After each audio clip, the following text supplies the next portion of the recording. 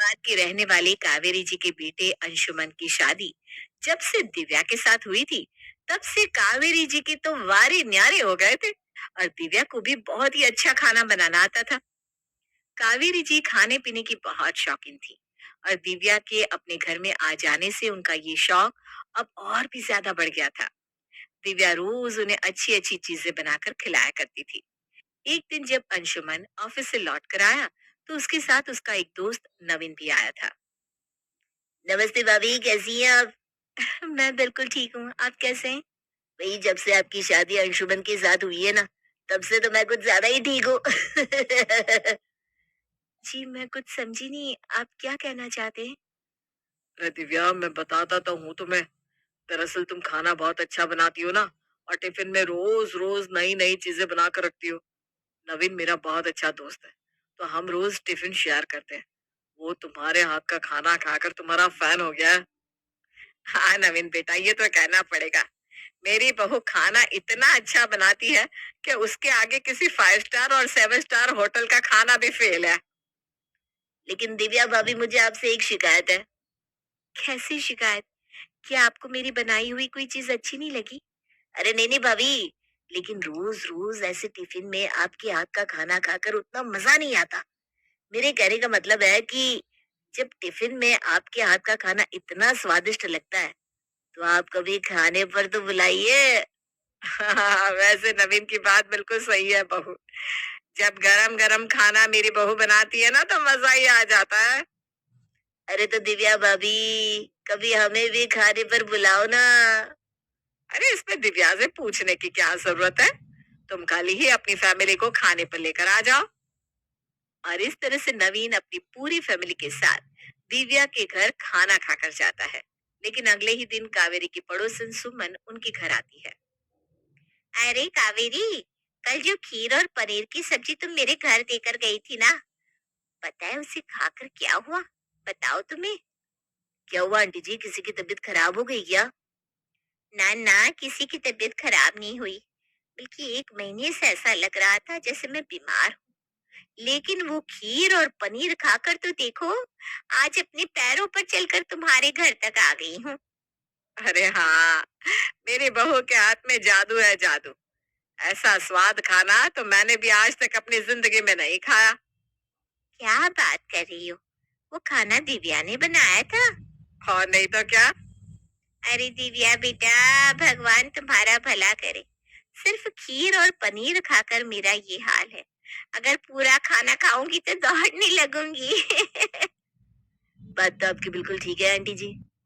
अरे तो फिर दिव्या बहू, कभी मुझे खाने पर बुलाओ। अरे इसमें दिव्या से पूछने वाली क्या बात है? आप कल ही हमारे यहाँ खाने पर आ जाइए, और अपने पूरे परिवार के साथ आइएगा। मेरी बहू बहुत अच्छा खाना बनाती है। कावेरी की बात सुनकर दिव्या घबरा जाती है। अभी एक दिन पहले ही तो नवीन और उसका पूरा परिवार उनके घर खाना खाकर गया था, और अगले दिन सुमन। लेकिन फिर भी दिव्या मुस्कुराते हुए सब लोगों के लिए खाना बना देती है। अगली सुबह कावेरी के घर के लैंडलाइन फोन की घंटी बज उठी। कावेरी ने जैसे ही फोन उठाया, तो सामने से अंशुमन के चाचा जी की आवाज सुनाई दी। अरे कावेरी भाभी, कैसी है आप? अरे भाई, बेटे की शादी के बाद तो आपसे मिलना ही नहीं हुआ। अरे भाई साहब, जब आपकी मर्जी, आ जाइए घर पर। आ तो जाऊंगा, लेकिन ये बताइए कि हमारी खातिरदारी में आप क्या करेंगी? अरे करना क्या है, अब तो मेरे घर बहू आ गई है। बहू के हाथ से बढ़िया पकवान बनाकर खिलाऊंगी आपको। अरे आजकल की बहुओं को कहाँ खाना बनाना आता है? भाभी जी, आप कैसी बातें करती हैं? और आता भी होगा तो कौन सा वो सबके लिए खाना बनाएगी? नहीं नहीं, ऐसी बात नहीं है। आप शायद जानते नहीं, दिव्या इतना अच्छा खाना बनाती है कि जो भी उसके हाथ का खाना खाता है ना, वो बार बार घर खाना खाने आता है। आप सच कह रही है भाभी जी?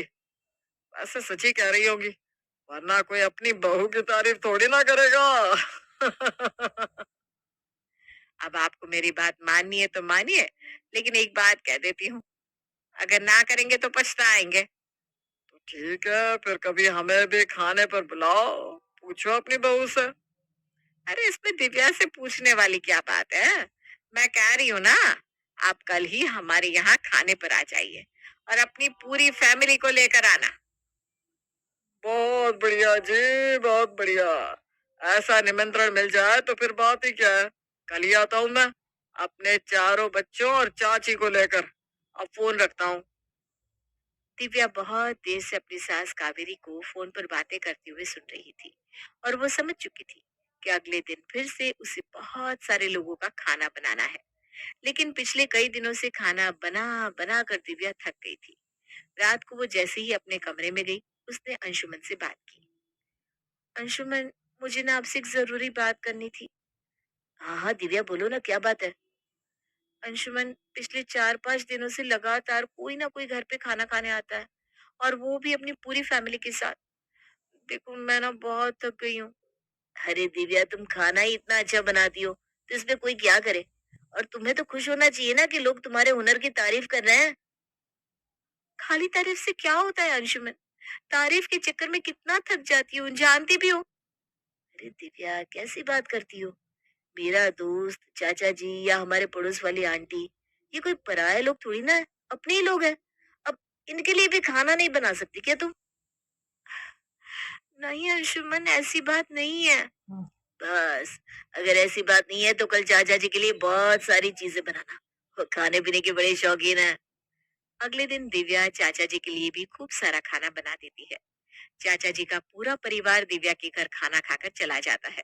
अगले दिन सुबह के वक्त, अरे दिव्या बेटा, आज हमें मंदिर जाना है पूजा करने। चलो निकलते हैं। चलो अच्छा है, इस बहाने कम से कम कोई खाने पर तो नहीं आएगा। दिव्या और कावेरी दोनों मंदिर पहुंचते हैं। आइए आइए कावेरी जी, बहुत दिनों के बाद आई है। ये आपकी बहू है क्या? हाँ हाँ पंडित जी, ये मेरी बहू है दिव्या। आप इसे अपना आशीर्वाद दीजिए। आप पूजा के लिए प्रसाद तो लेकर आइए ना। हाँ हाँ पंडित जी, बिल्कुल। मेरी बहू ने बहुत स्वादिष्ट प्रसाद बनाया है, मैं लेकर आई हूँ, देखिए। बिल्कुल पंडित जी, आपने कहा था बहू के हाथ का प्रसाद बनना चाहिए। ये लीजिए, ये प्रसाद मेरी बहू ने बनाया है। ठीक है, मैं पहले भगवान को प्रसाद चढ़ा देता हूँ, उसके बाद ही मैं प्रसाद ग्रहण करूंगा। जी पंडित जी, मैंने कोशिश की है कि भगवान का प्रसाद अच्छा बन जाए। पंडित जी भगवान को प्रसाद चढ़ा देते हैं और उसके बाद खुद भी खाते हैं। पंडित जी, आपको भोजन का स्वाद ठीक तो लगा ना? इतना स्वादिष्ट प्रसाद मैंने अपने जीवन में नहीं खाया। ऐसा लग रहा है कि ये सिर्फ प्रसाद क्यों है। अगर मुझे ऐसा खाना मिलता तो मैं पेट भर कर खाता, और मैं तो कहता हूँ अगले 10 दिन का खाना मैं एक ही बार में खा लेता। पंडित जी, ये तो मेरी बहू के हाथों का जादू है। वो बहुत स्वादिष्ट खाना बनाती है। अगर ऐसी बात है तो कभी हमें भी खाने पर बुलाइए। अरे, इसमें पूछने वाली क्या बात है। मैं तो कहती हूँ आप मंदिर के पांचों पंडित हमारे यहाँ आज शाम को ही खाने पर आ जाइए। क्यों बहू रानी, तुम्हें कोई तकलीफ तो नहीं ना? अरे दिव्या से क्या पूछते हैं पंडित जी, मैं कह रही हूँ ना, आप पांचों पंडित हमारे यहाँ शाम के भोजन पर आ जाइए। हम लोग ना जल्दी घर जाते हैं, आप लोगों के भोजन की तैयारी जो करनी है। और इतना कहकर कावेरी दिव्या के साथ घर लौट आती है। लेकिन अब दिव्या को कावेरी पर गुस्सा आने लगा था। बात पंडितों के भोजन की थी, तो दिव्या ने अपने गुस्से पर काबू किया हुआ था। शाम के वक्त 5 पंडित दिव्या के घर खाना खाकर चले जाते हैं। उसके बाद लगभग हर दिन कावेरी किसी न किसी को अपने घर खाने पर बुला लेती, और दिव्या का पूरा दिन रसोई में काम करते हुए निकल जाता। हालात तो ये थे कि दिव्या सुबह रसोई में जाती और देर रात बाहर निकलती। कभी पड़ोस वाला तो कभी कोई रिश्तेदार रोज रोज उसके घर खाना खाने आते थे। और फिर एक दिन फिर से दिव्या ने अंशुमन से इस बारे में बात करने की कोशिश की।